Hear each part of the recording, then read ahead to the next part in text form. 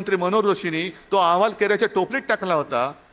अटलजींचा phone आला, नाही हे ठीक नाहीये, कचऱ्याच्या टोपलीतनं परत बाहेर काढा. परत बाहेर काढला, कारण त्यांना माहिती होतं कचऱ्याच्या टोपलीतनं परत बाहेर काढा. परत बाहेर काढला, कारण त्यांना माहिती होतं की त्याच्यामध्ये हे सुद्धा भाजपच्या कार्यक्रमाला लोक सगळे होते. ज्यांनी हिंदूंचं रक्षण केलं ते सगळे शिवसैनिक होते. सगळ्या शिवसैनिकांवर जोडल्या भाजपच्या हे सुद्धा कार्यक्रम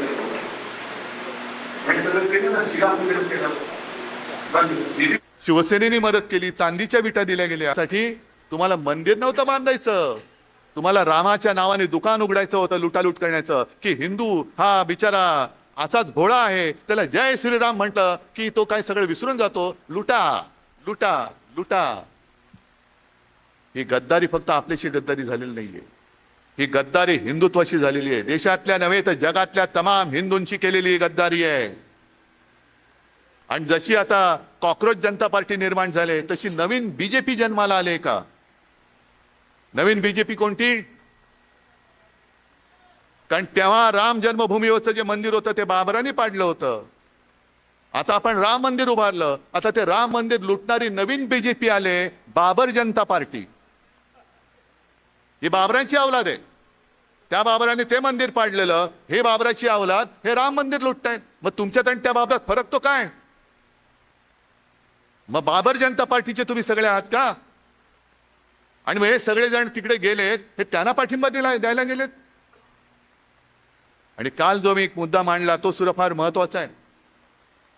कारण तुम्हाला सगळ्यांना असं वाटतं हा राग असाच ठेवला पाहिजे, हा चाबूक गुंडाळून ठेवण्यासाठी दिलेला नाहीये.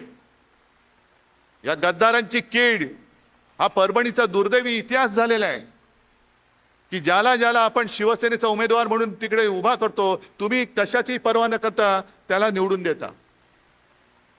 अर्थात ही चूक माझी सुद्धा झालेली आहे, त्याच्यामुळे मी सुद्धा माफी मागतो तुमची. आता एवढे वर्ष एकत्र राहिल्यानंतर विश्वास ठेवायचा नाही तरी म्हणजे ठेवायचा तरी कोणावर आणि नाही तरी कसा?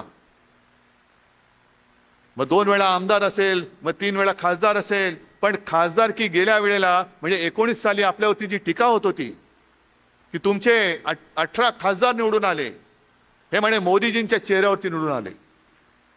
मग तुम्ही सगळे साक्ष आहात, तुम्ही सगळे परभणी लोकसभा मतदारसंघातले सैनिक आणि मतदार आहात ना? आहात की नाही आहात? मग मला फक्त एका प्रश्नाचं उत्तर द्या. 2024 साली तुम्ही बाळासाहेबांच्या फोटोवरती आणि शिवसेनेच्या मशाल निशाणीवरती भरोसा ठेवून मतदान केलं का मोदींमुळे याला निवडून दिला होता?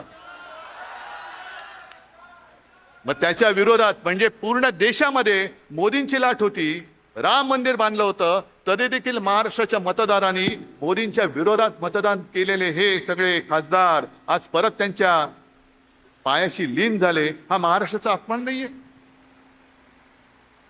हा महाराष्ट्र धर्म मारण्याचा प्रकार करताय. म्हणून काल मी जे बोललो की हा वरवरचा प्रकार समजू नका, याच्या मागे खूप मोठं राजकारण आहे. आणखीन एक जो मला पत्रकारांनी प्रश्न विचारला की हा खासदार जाण्यामागे तुमच्या पक्षातलं काही गटबाजीचं राजकारण होतं का? म्हटलं गटबाजी आमच्याकडे नाही, गटबाजी आता भाजपात चालले. कारण हे ऑपरेशन टायगर नाहीये, हे ऑपरेशन देवेंद्र फडणवीस आहे. देवेंद्र फडणवीस जसं मध्य प्रदेशमध्ये निवडणुका कोणाच्या चेहऱ्यावर जिंकला? भाजप, शिवराज सिंग. मग सगळे त्याला प्रेमाने मामा म्हणायचे, मामा मामा मामा. बनवलं ना त्याला मामा, त्याचं नामोनिशाणच ठेवलेलं नाहीये. कारण हा मामा उद्या पंतप्रधान पदाच्या शर्यतीत येऊ शकतो, उद्या भाजपचा अध्यक्ष होऊ शकतो. फिर मामा को उल्लू बनाओ, मामा को बुला ले ऊपर, डाल दिया कोने में. आता शिवराजचं नावच नाही कुठे. म्हणजे जो जो पंतप्रधान पदाच्या शर्यतीत येऊ शकतो त्यांना वेळेमध्ये कापून टाका. तसंच देवेंद्र फडणवीसांचे पंख कापण्याचे प्रकार सुरू झालेले आहेत.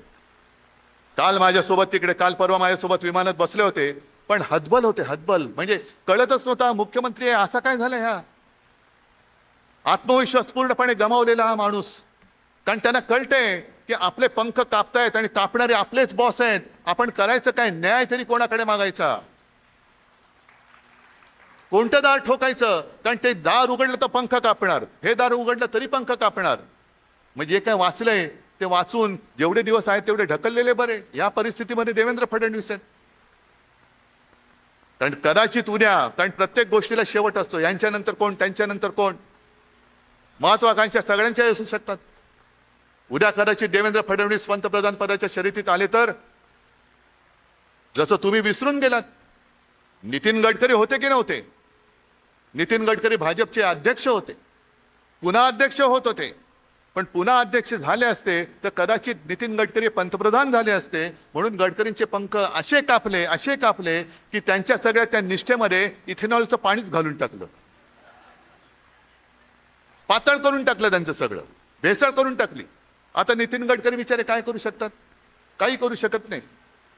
कारण पंखच छाटलेत. उड उड उड उड उड. कसा उडणार? पंख तुम्ही छाटलेत, पिसं तुम्ही कापलीत, उडूच शकत नाही. आणि म्हणून बरोबर बघा, कारण आता मिंदेला काय भविष्य नाहीये. गद्दार शेवटी गद्दारच असतो. गद्दारांनी किती उड्या मारल्या तरी त्याचा नुसतं वापरा आणि फेका एवढाच मिंद्याचा उपयोग आहे. आपल्या विरुद्ध लढवायचं, पैसे देऊन माणसं फोडायची. बरं, माणसं कशी की आता एक एक माणसं जी तुम्ही मेहनतीने तयार केली त्यांचं करिअर उद्ध्वस्त करून टाकायचं. आता हा गद्दार पुन्हा परभणीमध्ये तोंड दाखवायला जागा शिल्लक आहे. म्हणजे एक माणूस संपला, बाजूचा संपला, त्याच्या बाजूचा संपला, सगळे आपली माणसं संपून टाकायची, कोणी प्रतिस्पर्धी ठेवायचा नाही. तसाच उद्या या मिंदेचा कार्यक्रम होणार आहे. जोपर्यंत त्याचा उपयोग आहे तोपर्यंत मिंदेला डोक्यावरती घेऊन फिरतील आणि उपयोग झाला तर विसर्जन करून मोकळे. कारण हे जर असं नसतं तर हे 6 गद्दार सरळ भाजपात घेतले असते ना. पण भाजपात नाही घेतले.